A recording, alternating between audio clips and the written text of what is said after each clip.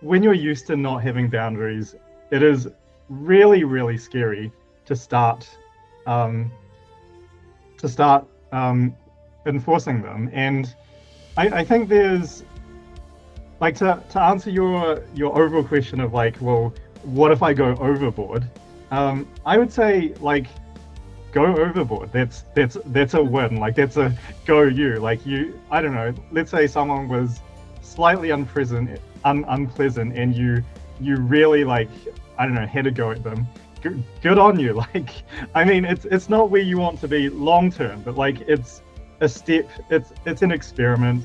You figure out like how does your body respond to take to enforcing that boundary. Maybe that boundary wasn't like where you want to be, but like you have to take like imperfect steps all the way to figure out where you want to be.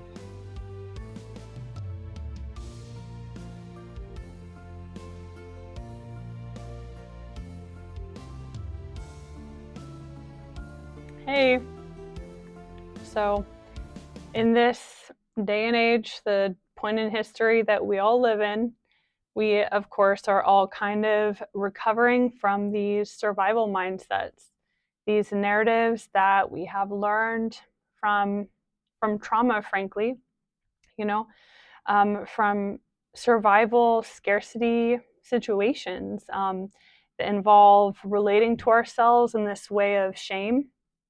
And I was really grateful that I got to talk with Victor Viper. He is a neurodivergent content creator. And he has some really, really useful and interesting perspectives about caring for ourselves and learning how to care for ourselves in ways that we aren't taught growing up, learning how to understand our authenticity amidst a world that kind of raises us within this scarcity mindset, to not be thinking from an authentic perspective of what we can offer others, so that we can simultaneously care for ourselves and other people, but instead the world wants us to kind of, it primes a lot of us to just kind of react with these shame-based ways of teaching or relating to ourselves. And so with Victor Viper, I got some really cool perspectives that you're going to really enjoy. And to share a little bit more about Victor, he is beginning his journey as a life fulfillment coach. Really cool. He has a focus on supporting neurodivergent and gifted adults, and he's particularly passionate about exploring practical pathways from long-term unhappiness to lasting happiness and mapping out accessible roadmaps to assist others on these kinds of journeys.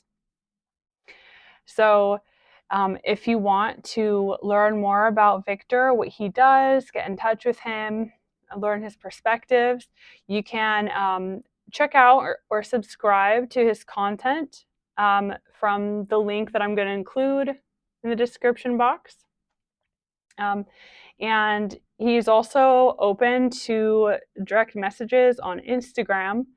And he says he would love to connect and chat with other people interested in psychology and mental health.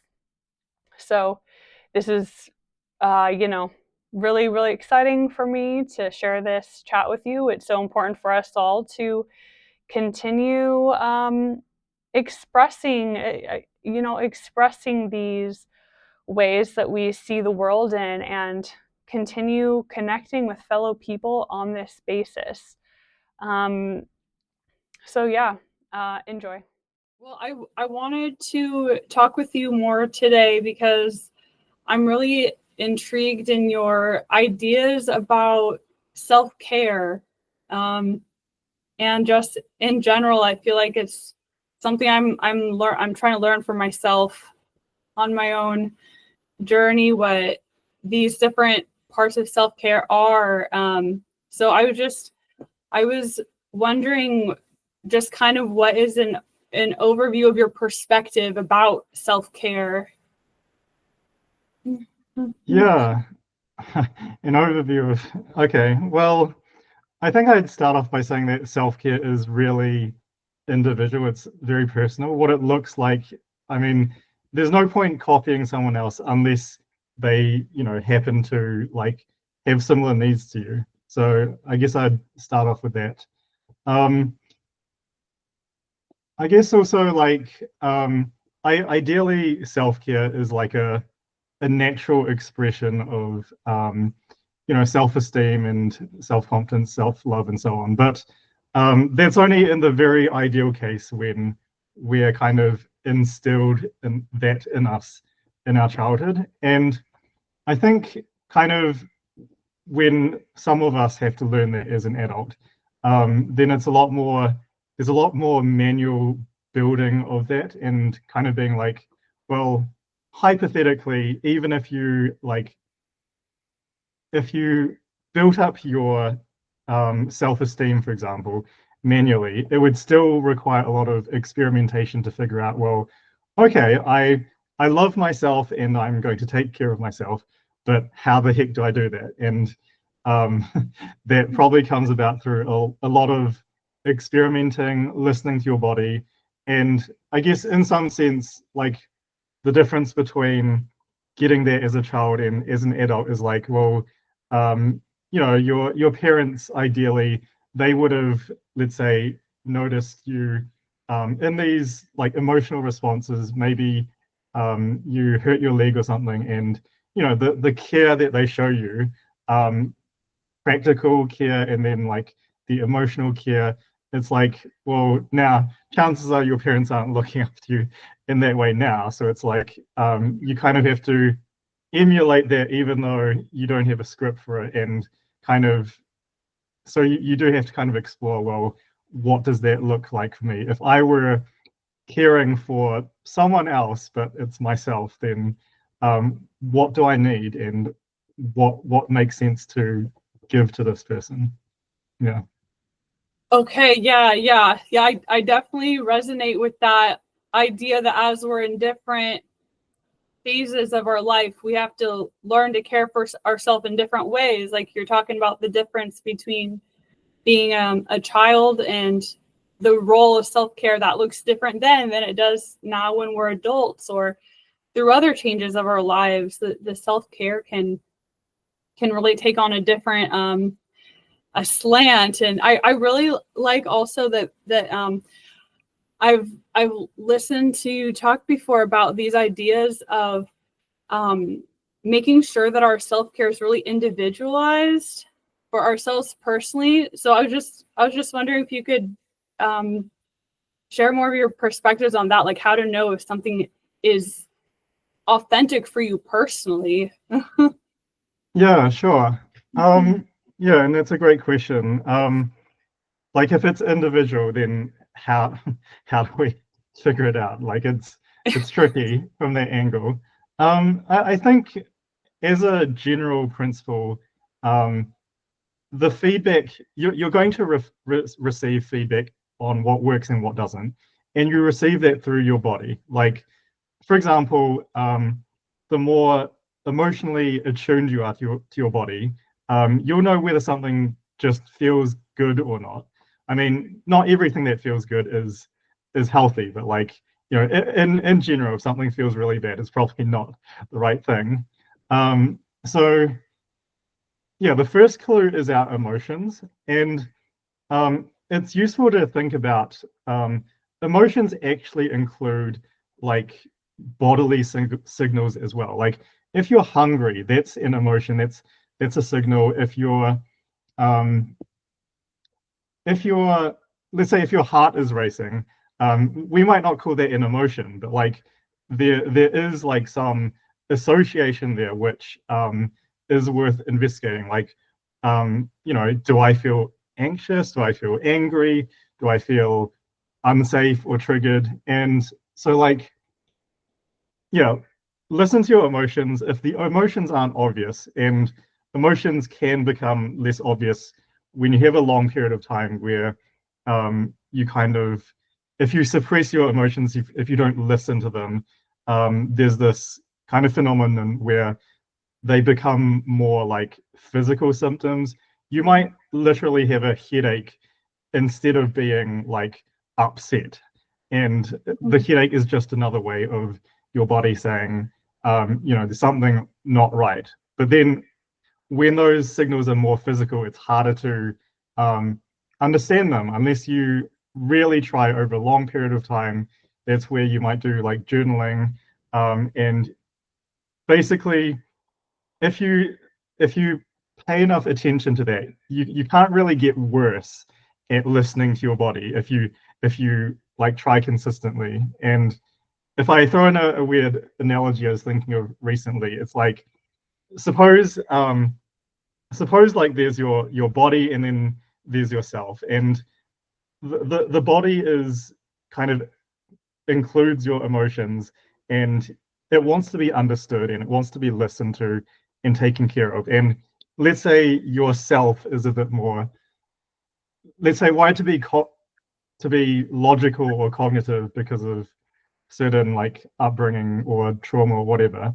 And it's like, well, maybe you're really bad at listening to yourself. But imagine like if a friend was really bad at listening to you, but you could see they consistently tried, they didn't give up, they didn't make you feel bad just because they didn't understand, they didn't project, and so on. It's like over a period of time, they can't get worse, right? And even though at first you're like the body's like, oh well, you just don't understand me, but like um, it still feels, well, it feels nice to have someone who wants to understand you, and simply trying to do that. I think your body can sense that you're trying to do that, and in some ways it can like try to help you out as well. Yeah. Okay. Yeah. So I hear you saying that a part of learning what is authentic for us in decision making is learning how to assess those bodily sensations and emotions, and learning how to respond to that in different situations. That, I know for myself that is really tricky, to go into those sensations, because I can be so focused on the mental, like just trying to keep track of what's happening, trying to gauge other people's responses, trying to look for signs all around me in my environment. So I think that is something to relearn, but something it sounds like is worth the effort to learn how to go more inward and pay attention to those more subtle sensations. And I really love also that you're saying that sometimes, like physical pain, for example, like that can be the result of not listening to your more subtle bodily sensations for a long time. That's just like a huge, like, that perceptual difference, I think, like on understanding pain. Yeah, absolutely. And that's a big point because it's like um if you were to only think of your physical emotion or physical symptoms rationally, then there are some, like when your nervous system becomes dysregulated, it uses those signals, and then like without the like understanding that the body can flexibly kind of give symptoms, then you basically don't have additional clues. You can't kind of untangle what's going on. Right. Yeah. I remember you saying uh before that you I don't want to put words in your mouth, but you feel like CBT is maybe not the most effective thing all the time. I was wondering, like, what to you is that correlation between, like, the CBT type of mode and then the listening to your feelings kind of mode? Yeah, there's a lot I could say about CBT, but um, I guess I'll put it this way: like CBT is effective for some people in some parts of their emotional development journey. And let's say um, if you don't know what you feel, if you don't understand your needs, then operating at the purely thought level, it um, even if it's not like clearly bad for you, it's taking away your attention from what you really need, which is to tune into your body. So like, Mhm. so let's say you're going to therapy, and instead of the therapist saying, oh well, I want you to notice like how you feel on a daily basis, if they're like, oh well, you are scared of something, well, there's no, you can teach yourself not to be scared by XYZ, like that would be like the wrong direction. Okay, okay. I see you're saying that sometimes using CBT can be helpful, but can also just be a distraction from something that might be more effective. Yeah, listening to the emotions, definitely. Oh, thank you. I wanted to ask you about kind of what this idea that you have of mapping the terrain of self-care. Like, what are practical ways that people can do that and incorporate that into their lives? Big um, question. yeah, I mean, let's say I'll answer like holistically first. Um, if you if you live with let's say you live with a partner who is kind of a bit ahead of you in terms of understanding themselves, in your daily interactions, you'll probably like absorb a lot of the gaps. That's why I say like healthy, loving relationships is like kind of, sometimes it's hard to get, but it's like a fast track to like completing your self-love.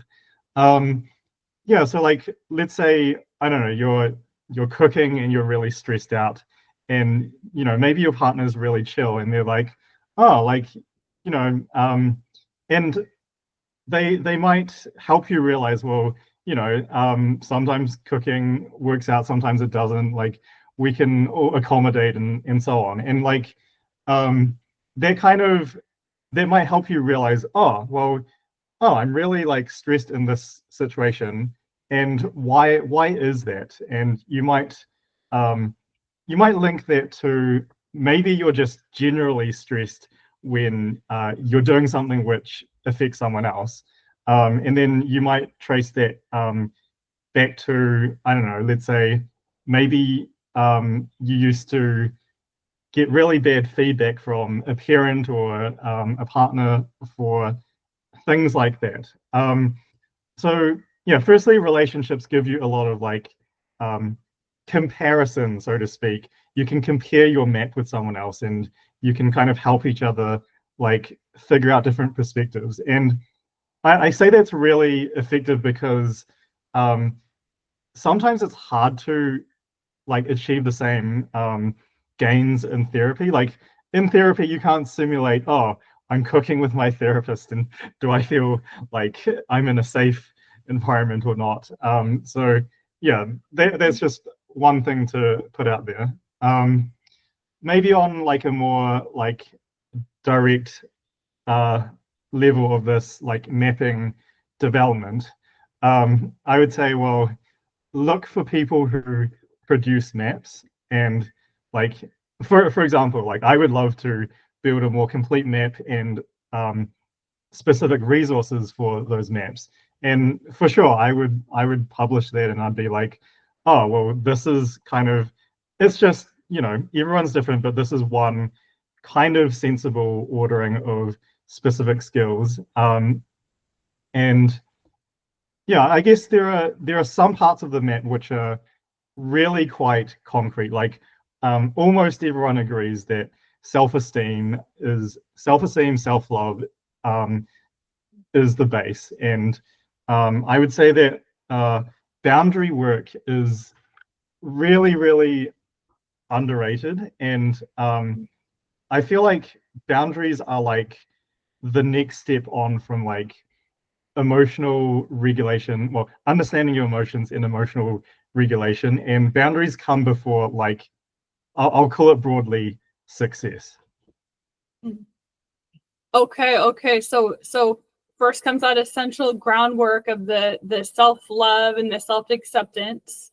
And then after that is where the boundaries can come in from that place of self-love and self-acceptance and, compassion and, right, these like more loving perspectives. And that idea of boundaries is really, really tricky to me. That's something I've been actually earlier today, I was thinking about like,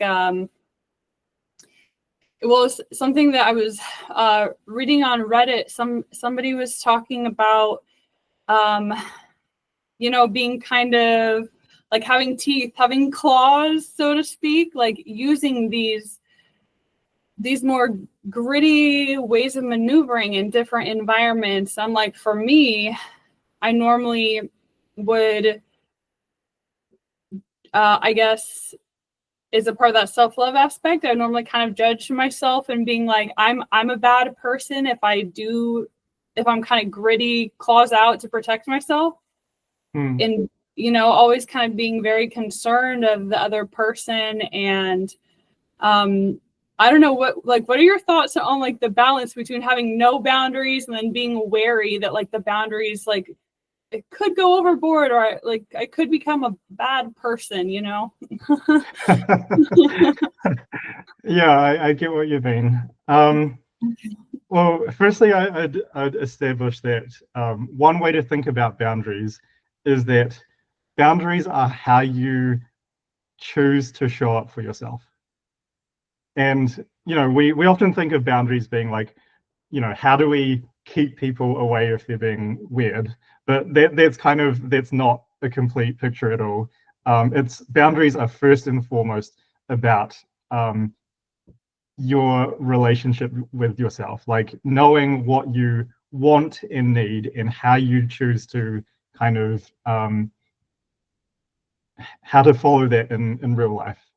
So your question was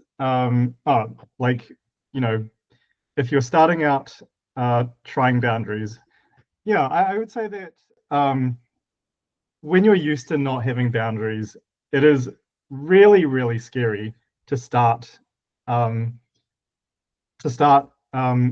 enforcing them. And I think there's like to answer your overall question of like, well, what if I go overboard?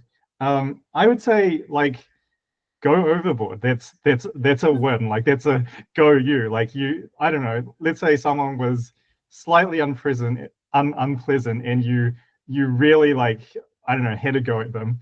Good on you. Like, I mean, it's not where you want to be long term, but like it's a step, it's an experiment. You figure out like how does your body respond to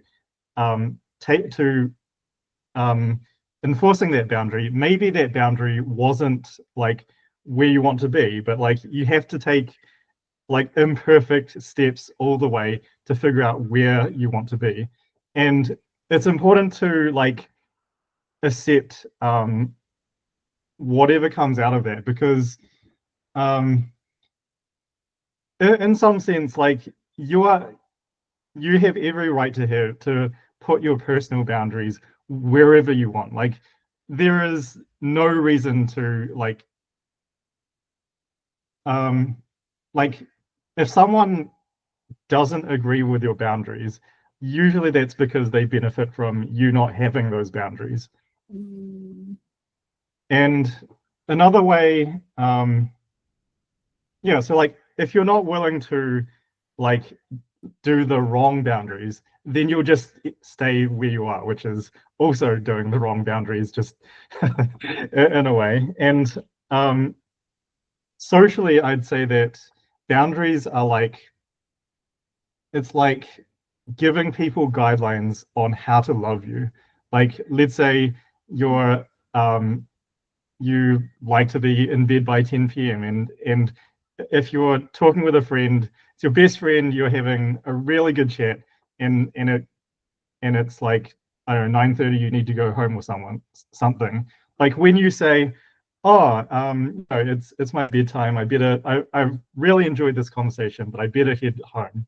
it's kind of like, well, you're being vulnerable and teaching them about how to like respect your needs, and also by taking care of your needs, you can continue to show up in this friendship. So it's like it's really a win-win. And if your friend is like, oh well, you're being so like, I don't know, you know, extreme about going to bed at 10 p.m. You're like, well, you that might give you a signal. Well, do you think this friend is someone that shows up for you when you need them, and so on?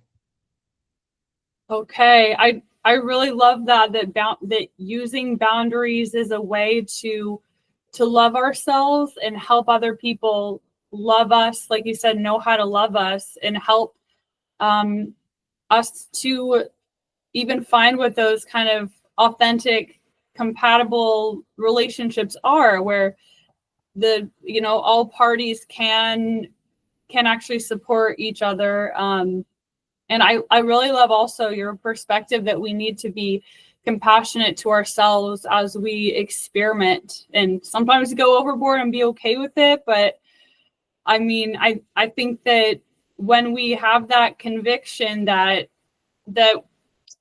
we matter and feeling good matters, that's like what allows us to, you kind of touch on this, but it's what allows us to actually invest, like truly invest into people and actually form bonds that are like based on reality and not just like acting, Yeah, yeah. And I'll add like a funny like anecdote.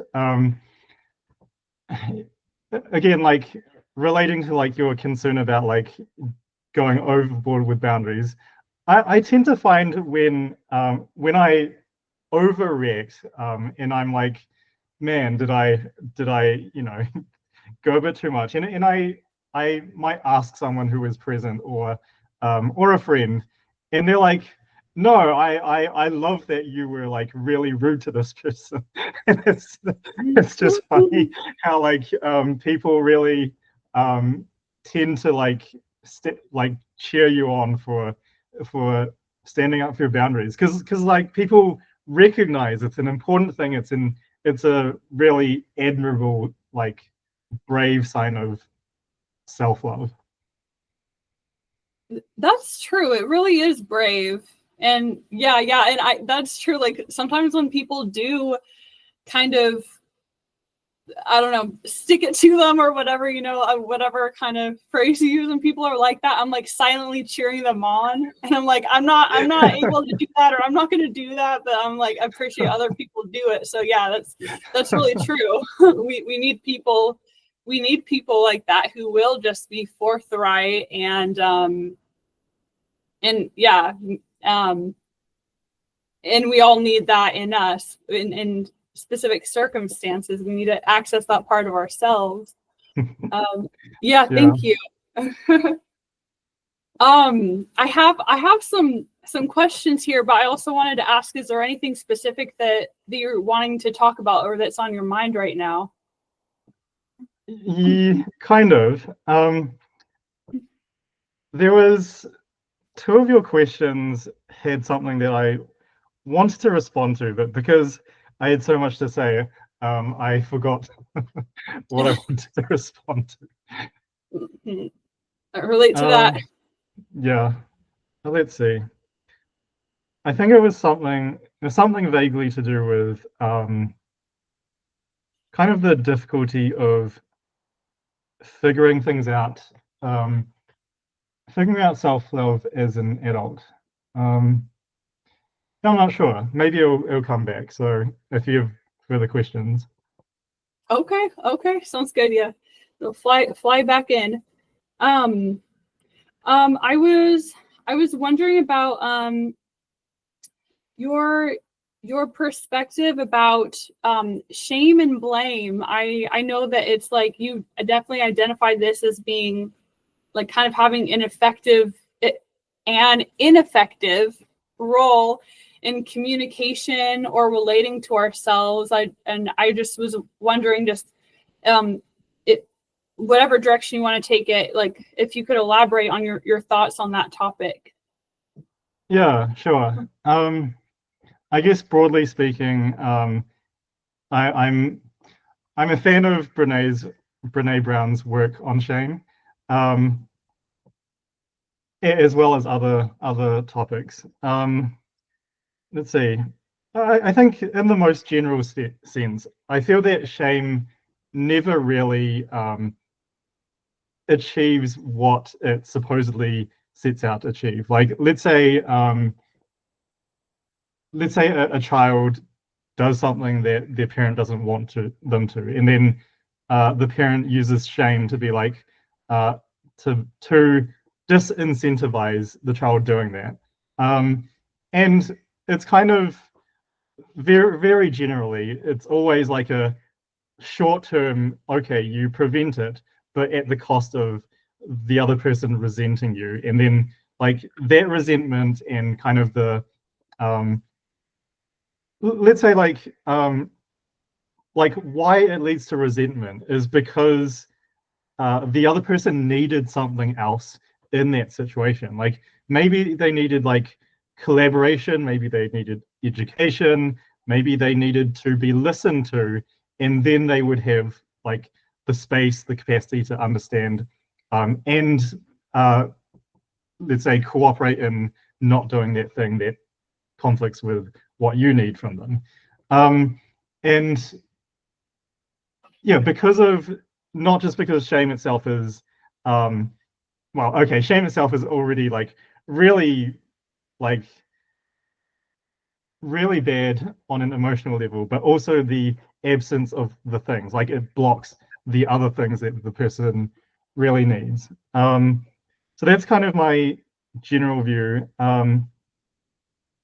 I guess it kind of applies like at a societal level, like, like let's say shaming criminals or, you know, uh, young troublemakers, things like that. I don't think it ever has good long-term effects. And the the alternative is to be like compassionate and understanding. And I think that's just better because like there's this idea like of letting people have somewhere where they can stand safely. Like, let's say like um, someone punched you or something, and that was really obviously it wasn't nice. It wasn't. But like, if you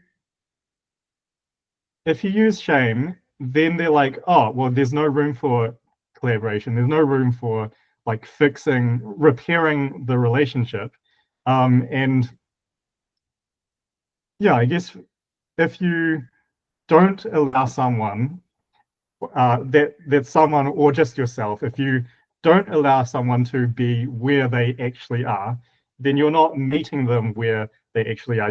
How can they ever be more effective than, you know, pretending things should be a certain way?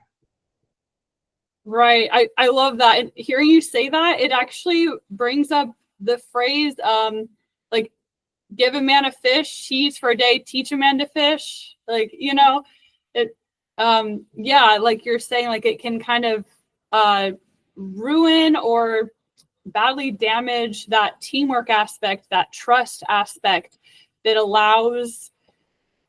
it kind of like changes that power differential. It puts somebody in the driver's seat and somebody down here when really like both people have strengths and limitations. You need to have them right here so they can like work together and take care of each other's blind spots, Yeah. And I want to add, because I didn't really touch on like Brene Brown's idea, like shame kind of cuts out the conversation. Like when we as people feel shame, it basically makes us like not able to talk about our experiences. So like in extreme cases, we literally cannot like repair the relationship because shame as a force like prevents us from speaking about it.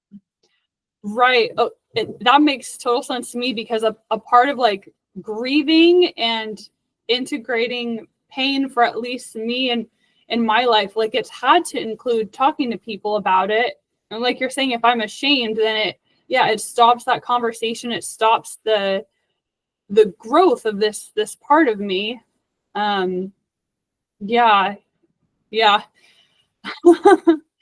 Shame is do you think there's any instances in which shame is useful and like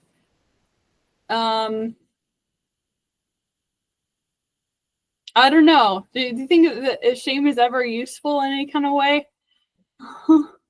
The way I'd answer that is kind of like, we're not perfect. I imagine like probably every parent has shamed their child one time or another, and it's like, okay, well, that happened, and if it happens, the parent can be like, maybe it's the next day, and the parent's like, oh, well, actually, how we had this conflict, and I didn't really kind of address that the way I wanted to, and kind of like in doing so, in kind of just using shame in that case, I recognize that I didn't accept like where you were at in that situation. I didn't give you empathy.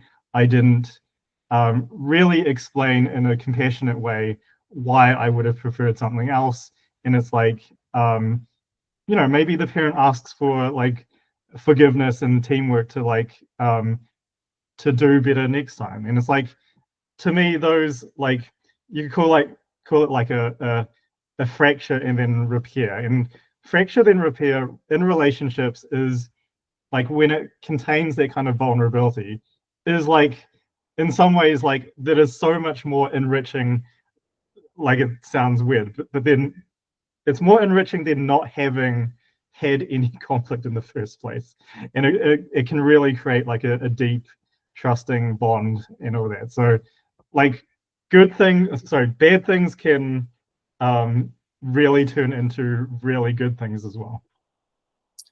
Wow, that is such a beautiful perspective. And actually, I haven't considered things from that perspective before, that it's like when that shame or anything else that is like bad, it can be a catalyst for good too.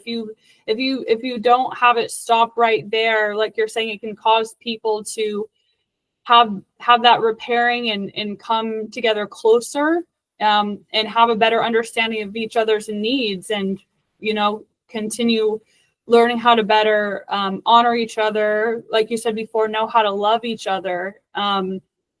I know for myself, I tend to be like, if something is like painful or scary, I just tend to think that means it's incompatible. I'm just like, oh, well, that happened, so it's incompatible. But that's not really a sustainable way to live when you want like long-term relationships with anybody, like family or friends or jobs or whatever. Thank you for describing that. That's really optimistic. I love that. Yeah. Let's see. I was this is kind of about self-love or in self-care. But I was wondering, what are you've talked about internalized ableism, and I was just kind of wondering, like, what are signs that I could look for in myself, other people could look for themselves to notice if internal ableism is maybe at play in their lives? That's a interesting question. I'm not sure I can give you a very textbook answer on the spot, but I guess internalized ableism, structurally, it's like when you expect something of yourself for kind of no reason other than the fact that other people seem to be able to do that thing. And I guess it's really about, again, like the fact that everyone is different. Everyone has different strengths and weaknesses, especially if you're like neurodivergent or if you're chronically ill. It's like there are lots of things that you can do that others can't, and things that you can't do that others can. And kind of this idea of what is normal capacity is really broken in my mind, because like on what basis? Like um, let's say like I really struggle with tidying my room. Like my room is like tidy maybe once a year, and it's like if I apply this lens of normality and be like, well, I should be able to tidy my room. Like what is wrong with me? It's like, well, firstly, like it doesn't give me any actual insight. Like it's kind of using shame essentially. There is the element of shame in not being able to do that thing. So yeah, maybe that's a sign. You're shaming yourself. You're judging yourself by other people's standards, and the principle of like it's just not useful to compare yourself that way to other people. There's also like one potential counter strategy is kind of like accepting that this idea that your brain, if you don't want to do something, then your brain won't help you do it. Is kind of like the natural function of the brain. And sometimes it's because we just don't actually care or need that thing. Like my room is messy, but like I mostly know where things are. Like, there's some inefficiencies, some things I can't find, but like, does it affect my quality of life? Not really, compared to like the other things I'm focusing on instead. Yeah. Okay, yeah, that makes sense. That it's important to see, once again, back to that kind of that authenticity, or like feeling in for yourself what feels right. Like if you feel that things are fine with how things are, then that probably means that it's well suited to your specific unique abilities. And so you don't need to use shame against yourself to try to change yourself to fit other people's version of success, or the ways that they found success in certain parts of their own journeys. I feel like that's a really freeing perspective. Yeah. I like the way you described it, actually, because like you use the example that if you already feel good, and then let's say someone comes along and they're like, oh, why aren't you doing this thing? It's like you might be like, why aren't I? But it's like, do I need that thing? Like an example might be like like going to the gym is very popular. It's a very like good way to stay healthy, but like some people, if you hate the gym, like it's not worth, like it's not sustainable to force yourself to do it. And then someone might be like, oh, but you should, because it's so effective. And it's like, on what basis should I? Like where does the should come from? Like that's their thing. It's got nothing to do with you. Right. Yeah, I would say, even with like the gym example, which is relevant in my life, being afraid of going to gyms, and it doesn't feel good to be at the gym. It's like I don't have anything pleasant to distract me when I'm there from the pain of exercise. But this idea that being at the gym, you can really oh, I forgot what my thought was.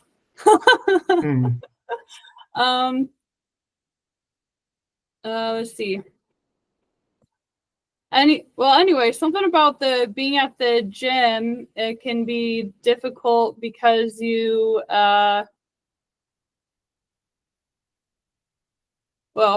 anyway, it was oh yeah, that was it. If you are at the gym, if you don't force yourself to go to the gym, then maybe that can allow different circumstance, like your repurposing your energy to focus on something that comes easier for the moment.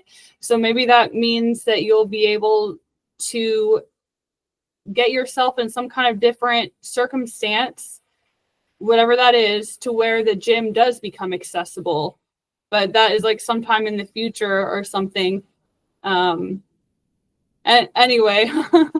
Yeah, well, absolutely. That's a great take, because sometimes when something kind of makes sense practically, but internally we don't want to do it, kind of letting go of it can be kind of incidentally a faster way to like discover that newly, if it really belongs in our life. Like the principle of like this is a principle that comes from decluttering, but like when you've got like so much on your to-do list, and sometimes you categorize things into like things that are not important, they're not urgent, you decide to let them go, like you delete them from your notes, and it's like trusting that if it's important, it will come back to your life. And actually the letting go can help you kind of,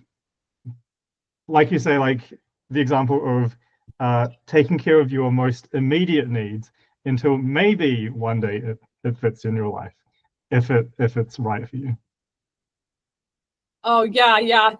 That's a really good way to make decisions with to-do lists, or with just other things that seem overwhelming, being like, let's not do everything at once. And yeah, like you said, just trust that it'll come back if it still remains relevant.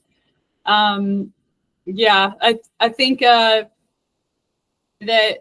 yeah, these are also parts of self-care, right? Like learning how to establish that own relationship to ourselves, how we learn in the moment to filter out information and even know what's relevant, and maybe not always be persuaded by other people to try something else that's not authentic for us, especially when other people are using shame to try to persuade us.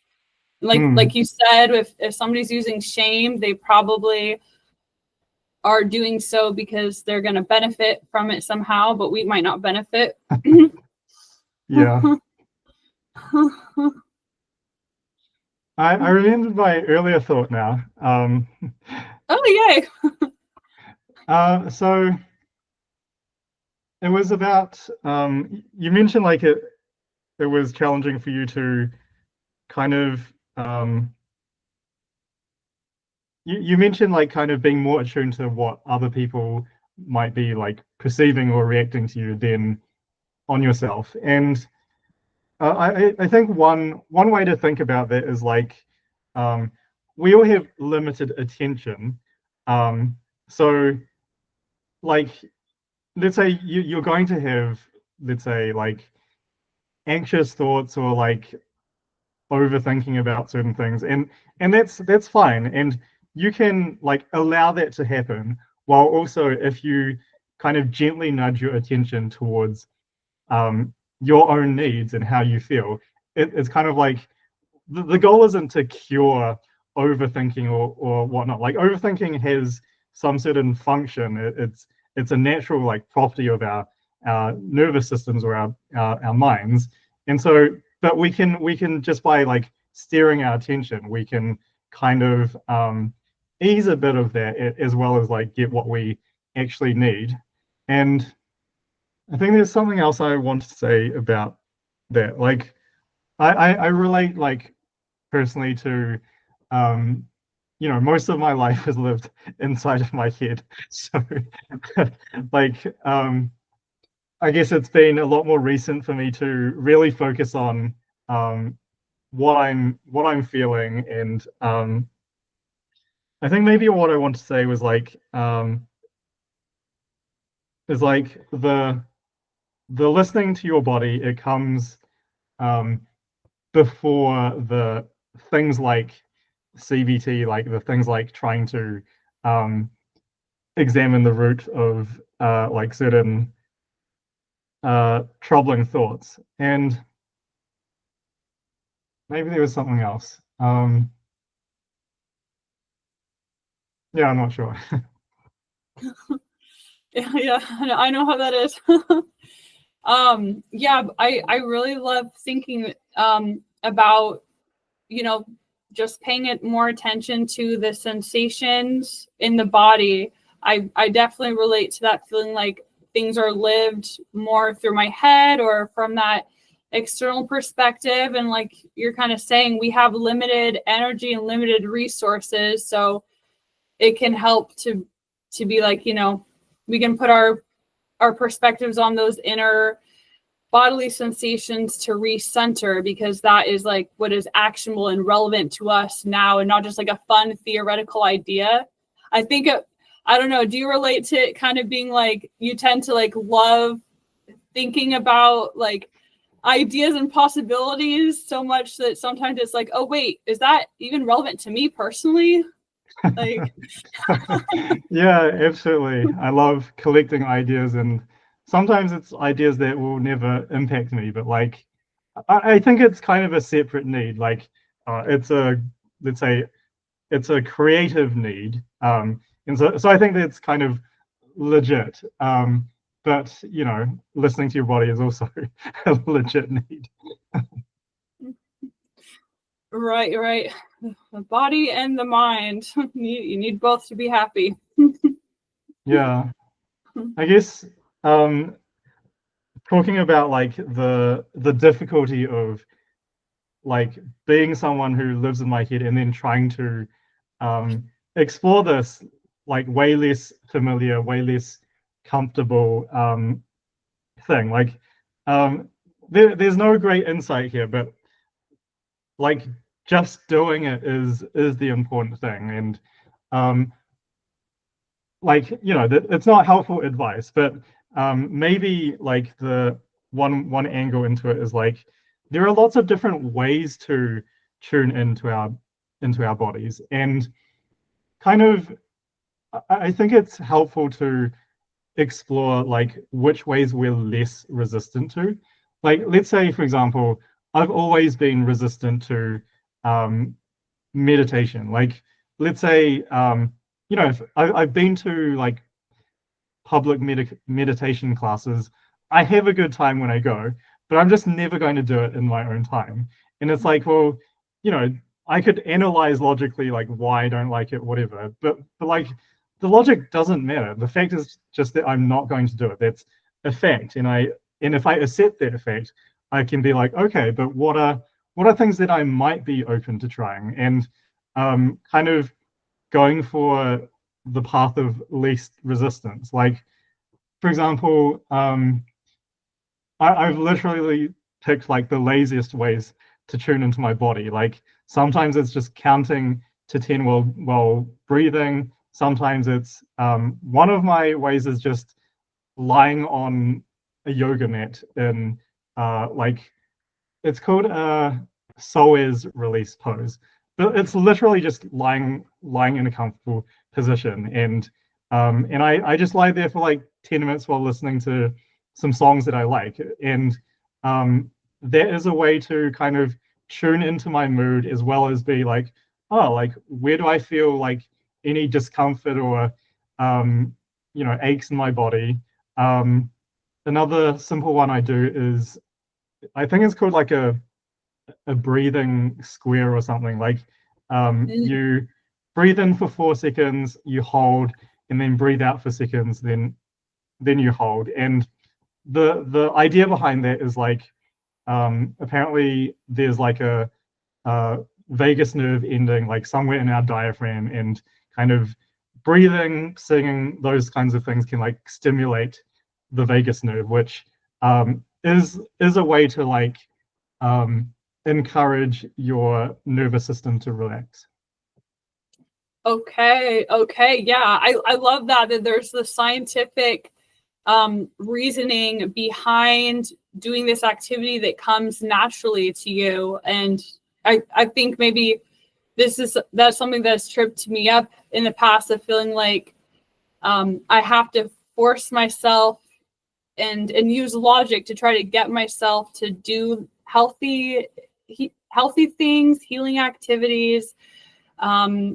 but it's so much more powerful, like you're saying, to go with the flow and do what actually allows you to feel that relaxation, feel that satisfaction, and not keep on perpetuating that dynamic where we're like trying to force ourselves to match, match whatever. I think, especially with jobs, like that is something that I feel like we all kind of learn in different workplace situations, is we have to, in order to survive, we have to force ourselves into this mold. And it can be hard to let go of that when we're trying to learn how to help ourselves heal. We kind of, out of necessity, have to learn to heal, and look at different kind of creative processes to access that healing. I just love your perspective that we have to feel into what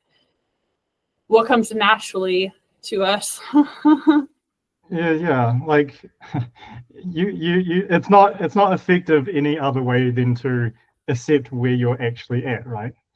And I say it like it's an easy thing, but like I think a lot of, let's say, therapy or self-work journeys, like a lot of work is done just like stripping away things that are not true. And it's a big thing to strip away. Like, let's say you've had a lifetime of being like, your maybe your parents thought you'd be like I don't know, an accountant or something, and it's like to strip away expectations like that, um and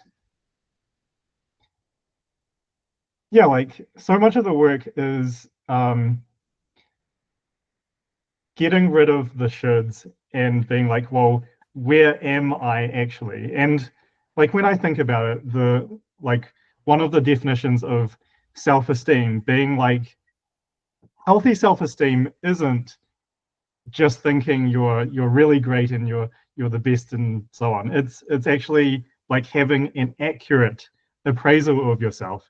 And to some extent, when I first came across that, I'm like, well, that seems a bit weird. Like, why do we need an accurate appraisal? Why is it not just enough to think of ourselves as, capable and really great?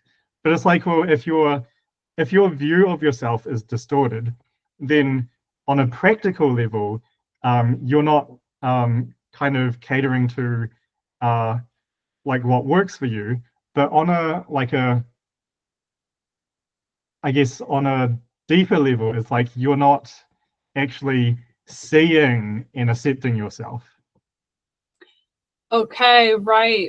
We have to have that foundation of the self-love and the self-acceptance. That's so crucial. Yeah.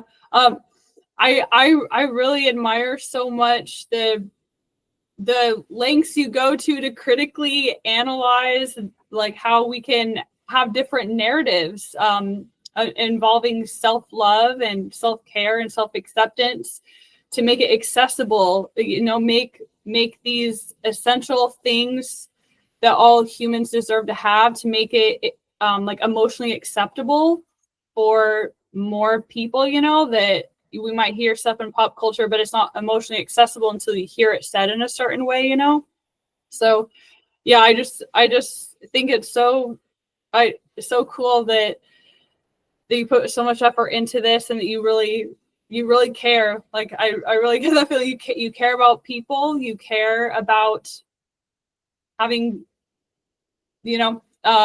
crucial, like, niceness and sanity on earth. Well, thank you. I'm getting a little bit teary. Yeah, I mean, I do really care about this, like, because it's such powerful stuff.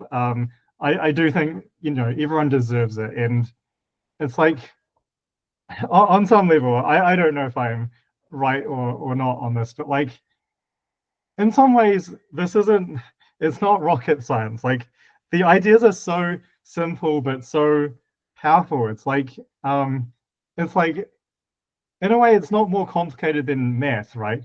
But it gets complicated because of all the all the things that we learn that are like unfortunate and not very like authentic, let's say. Right.